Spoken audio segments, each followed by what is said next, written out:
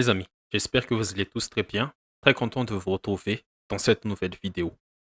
Au terme des matchs à haute tension, des décisions arbitrales litigieuses, une séance de tir au but maîtrisée, la Côte d'Ivoire élimine le Sénégal, le champion d'Afrique en titre, et se qualifie en quart de finale. Alors que les Ivoiriens étaient au fond du trou il y a quelques jours, après cette humiliation contre la Guinée équatoriale, ils renversent complètement la tendance et redonne de l'espoir à tout un peuple. Les regrets peuvent être du côté sénégalais parce qu'ils avaient toutes les armes pour se qualifier au prochain tour. Beaucoup de questions à se poser sur ce match, mais au menu comme d'habitude, les compos des deux équipes, les causes à effet, mes tops et flops et mon MVP et à la fin la note du match. Les compos des deux équipes. Pour le Sénégal, c'était un 3-4-3 avec Edouard Mendy dans les buts, Niakate Abdou Diallo qui font leur retour dans le 11 avec Kalidou Koulibaly pour former le trio défensif.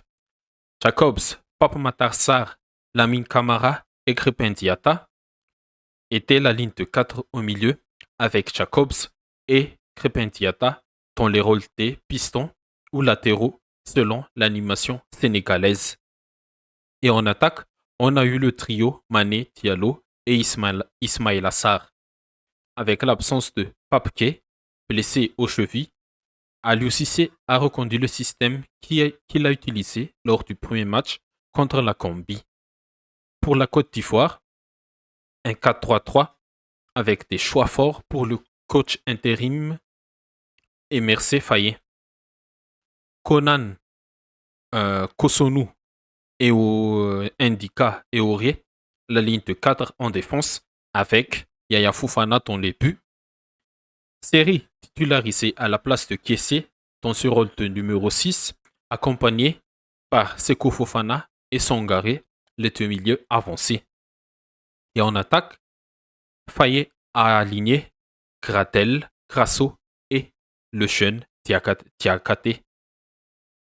Des choix forts avec la titularisation des joueurs cadres et expérimentés sur chaque ligne, avec Aurier en défense, Seri au milieu et Gratel en attaque. Les causes à effet. Le premier point, c'est pour le Sénégal. Les Lions ont bien débuté le match, mais ils se sont reposés sur leur laurier. Dès le début du match, le Sénégal a pris les choses en main. L'entame a été parfaite et ça se fut à travers les qualités de l'entrejeu de Camara et Pape Matar Sarr, les duels gagnés par les trois défenseurs, la position tactique de Sadio Mané qui descend un peu entre les lignes pour perturber les milieux et la défense ivoirienne. Et ça a aussi permis à Jacob d'être un peu plus libre sur son côté gauche. Et 4 minutes après le coup d'envoi, Habib Diallo, l'attaquant sénégalais, ouvre le score d'un magnifique enchaînement, contrôle de la poitrine et frappe du pied gauche. Très beau but de l'attaquant d'Al-Shabaab FC, Al-Shabaab FC, pardon. Et sur cette action, il faut aussi souligner le travail de Sadio Mané, qui, sur une feinte de corps, s'est débarrassé de Serge Aurier avant de donner ce centre décisif pour Diallo. L'entame parfaite a été récompensée par ce but et on a pensé que le Sénégal allait dérouler sur la Côte d'Ivoire parce que marquer le premier but dans les 5 premières minutes est un vrai coup de massue sur la tête de ton adversaire. Mais un premier fait de jeu intervient aux alentours de la 10e minute. Sadio Mané, le leader offensif de cette équipe, commet une grosse faute sur Sangaré. Un tacle non maîtrisé et très appuyé sur le tibia du milieu ivoirien. Il s'en sort très bien qu'avec un carton jaune, alors que c'est un rouge direct et ça aurait très mérité et ce serait pas un scandale si ça a été donné par l'arbitre. Ce premier fait de jeu, je pense que ça a affecté le Sénégal. Même si Mané n'était pas expulsé, c'est à partir de ce moment-là que le Sénégal a un peu ralenti son intensité dans l'engagement dans le pressing, dans la récupération de balles et surtout dans la projection offensive, c'est-à-dire la projection vers le but de la Côte d'Ivoire.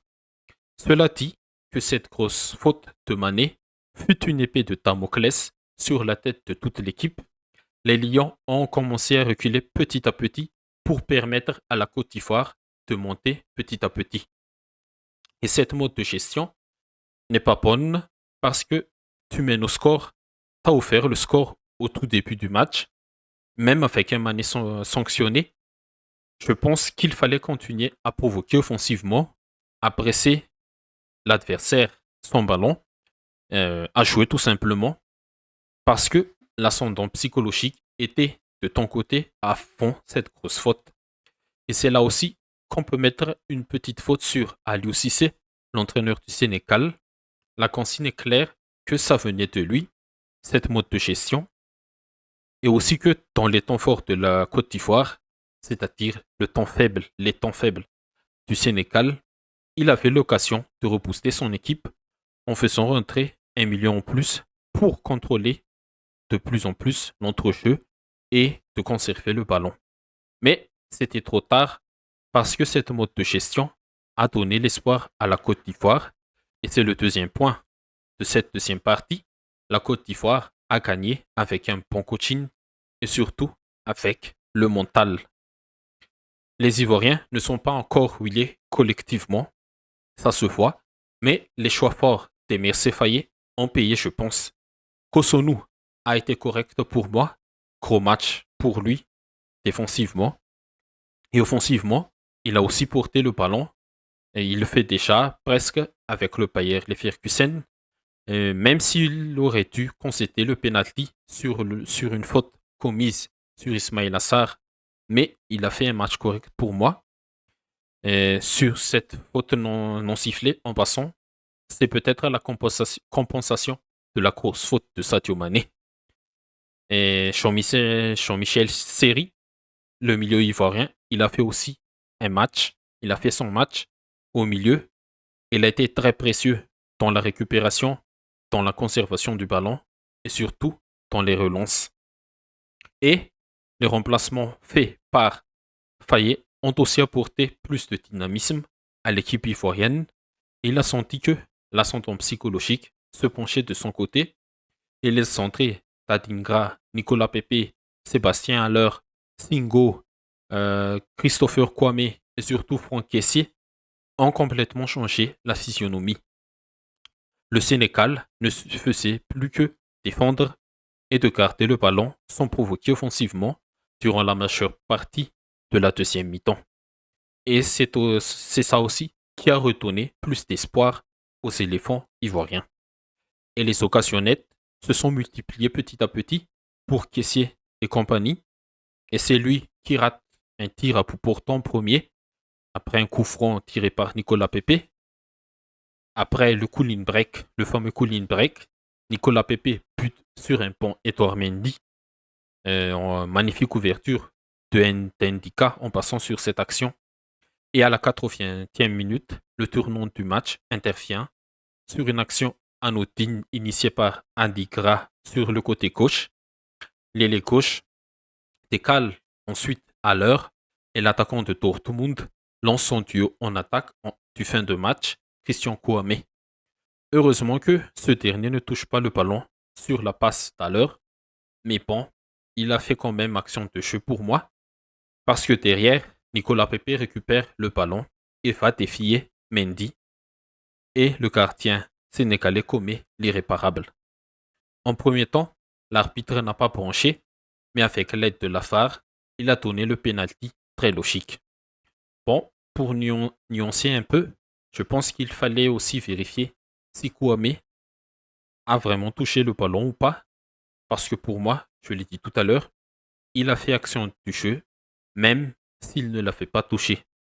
Mais le penalty est indiscutable après, et le penalty a été bien tiré par Franck Kessié, et grâce à ce but, les éléphants renaissent complètement de leur cendre, et c'est Franck Kessié lui-même qui marque le penalty décisif pour son équipe lors des séances des tirs au but.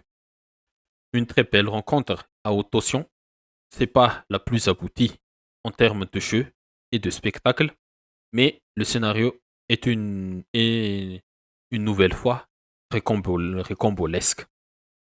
Et la Côte d'Ivoire peut se nourrir de cette victoire pour continuer sa route dans cette compétition. Le Sénégal aura bien sûr des regrets, mais cette équipe a une bonne base pour continuer l'héritage avec ses jeunesses à l'image de Camara, Pape Gueye, Pape Matar Sarr, Iliman Ndiaye et tant d'autres. Les Lions auront encore l'occasion de se rattraper l'année prochaine au Maroc et surtout en 2026 lors de la Coupe du Monde, s'ils se qualifient bien évidemment. Mes tops et mes flops et mon MVP. Mes tops pour la Côte d'Ivoire, je vais mettre Kosonou, Seri et Franck Kessié, qui sont les 3 meilleurs Ivoiriens pour moi sur ce match. Et j'ajouterai une petite étoile sur l'entraîneur ivoirien, Emers Faye, qui a senti qu'il fallait faire quelque chose au bon moment et au bon endroit sur ce match. Pour le Sénégal, une petite étoile quand même pour Crépin Diatta, qui a fait son match sur son côté droit. Et mes flops, l'échec est collectif pour le Sénégal. Aliou Cissé aurait dû faire des choix forts en deuxième mi-temps. Pour moi, il fallait peut-être sortir Mané, même s'il est le leader offensif, il fallait le sortir pour permettre à l'équipe de remonter un peu le bloc et de refaire l'entame de match qu'ils ont fait lors du début de la rencontre. Et mon MVP, les 3 top ivoiriens le méritent tous, mais je choisis Kessé qui a su surmonter cette grosse pression sur les 2 pénaltys décisifs et surtout qu'il a été très très très critiqué logiquement par ses compatriotes, ses supporters durant toute la phase de groupe. Les notes du match. Pour l'ambiance, 6 sur 10. Les tambours des supporters sénégalais qui ne cessaient pas et la joie des supporters ivoiriens, l'ensemble était correct. L'intensité, 8 sur 10. C'est pas par rapport au jeu, mais la tension du match sur les 10 dernières minutes du temps réglementaire, on a senti que chaque action dangereuse était le but du chaos pour les 2 équipes. Et même dans les prolongations aussi, j'ai senti personnellement cette grosse tension. Et le scénario, 9 sur 10. Revenu d'entre les morts, la Côte d'Ivoire se qualifie en éliminant le champion en titre. Ce qui nous donne une note générale de, c'est combien? 6 plus 8, ça fait 14. 14 plus 9, ça fait 9, 10, 11, 12, 13, ça fait 23. Ça fait une note générale de à peu près de 8,5. Ouais, c'est une belle note pour cette 8e de finale, je pense. Ok les amis, c'est tout pour la vidéo. Comme d'habitude, n'hésitez pas à liker, à commenter et à partager. Et surtout, abonnez-vous si vous ne l'êtes pas encore pour ne pas rater les prochaines vidéos. Merci à tous et à la prochaine.